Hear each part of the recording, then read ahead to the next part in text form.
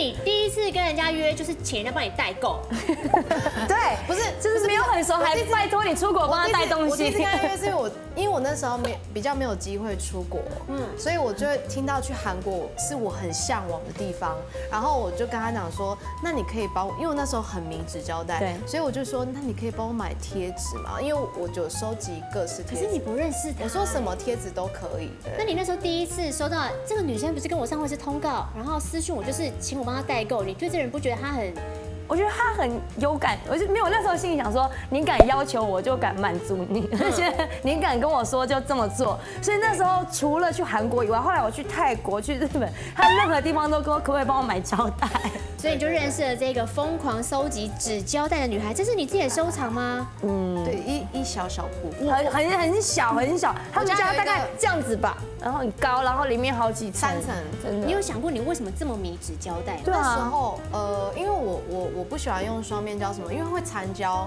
纸胶带不会，然后又有颜色，就觉得很漂亮。所以我后来一开始入门的时候是先买日本的 MT， 它有那个啦，纸胶带 menu。我日本业务小姐是不是要提案？我直接那个 MT 是哪一个？我直接包色，它超扯，它超扯，这个它超扯，红，它很夸张，而且它这边一条是1捆哦，那超级无敌多捆。我记得纸胶带也不便宜耶。我之前曾经收集过，我今天没带来，有收集过一卷是有1000块的。那上面是什么金箔吗？对。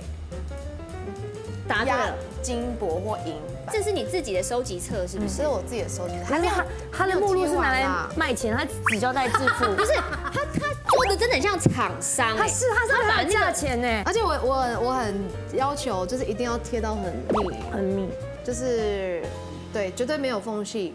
没有贴好，还可以再撕起来，它不会残胶。所以你现在还持续在收集？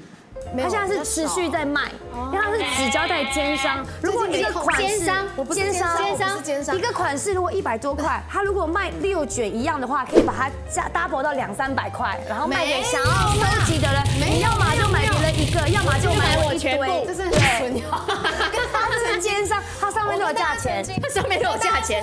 我上面有价钱写的都是原价，所以我其实是因为那时候好啦，公开虾皮账号啦，哪一个啦？来跟他来，就讲出来嘛。它里面的很强哎，叫做。不好意思，我们今天在录什么？一个纸胶带的达人吗？真的，我们今天不是要宣传职人专辑吗？台湾百大职人。啊，对不起，纸胶带要介绍 Sing with you 啦。你是丢了。哎，我知道，职人也是会唱歌的。